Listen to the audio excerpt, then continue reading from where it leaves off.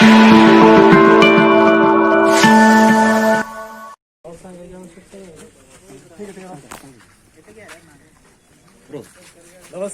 मी दत्ता मस्के पाटील, प्रहार जिल्हा प्रमुख सोलापूर। या ठिकाणी आज आमच्या मंगळवेढा तालुक्यात दुधाच्या दराबाबत प्रहार संघटनेच्या माध्यमातून एक वेगळ्या आगळ्या प्रकारचं आंदोलन छेडण्यात आलेलं आहे।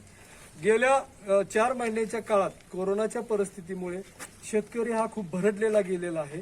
त्या ठिकाणी शासन निर्णय 25 रुपये दर दुधाला मिळावा असा असताना सुद्धा 15 ते 17 रुपये दर या ठिकाणी दुधाला दिला जातो। त्या ठिकाणी शेतकऱ्यावर अन्याय करण्याचं काम या ठिकाणी केलं जाते।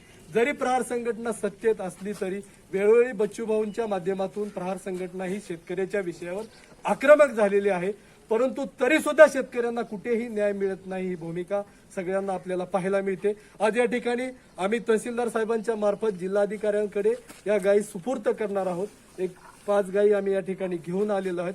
तुम्ही 10 ते 15 दिवस या गायी सांभाळा, त्या ठिकाणी त्याचं दूध काढा, त्यांना चारा टाका आणि जर परवडलं तुम्ही म्हणत असाल तर 10 रुपये दर सुद्धा हा शेतकरी घ्यायला तयार आहे। पण तुम्ही स्वतः तहसीलदार साहेब असतील, जिल्हाधिकारी साहेब असतील, त्यांनी स्वतः सांभाळा, अन्यथा मुख्यमंत्र्यांना दिल्या तरी चालतील, आमचा काही आक्षेप नाही।